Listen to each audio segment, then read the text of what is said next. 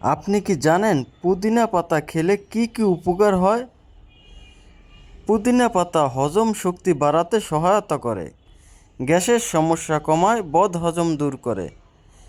পুদিনা পাতা খেলে শ্বাসকষ্ট ও সর্দি ভালো হয়, নাক বন্ধ ভাব দূর করে, কফ পরিষ্কার করে। এছাড়াও পুদিনা পাতা খেলে মুখের দুর্গন্ধ দূর হয়, প্রাকৃতিক মাউথ ফ্রেশনার হিসেবে কাজ করে। এছাড়াও আপনি যদি পুদিনা পাতা নিয়মিত খেতে পারেন, মাথা ব্যথা ও মাইগ্রেনের সমস্যা ভালো হয়। পুদিনা পাতার রস বা তেল কপালে লাগালে ব্যথা কমে যায়।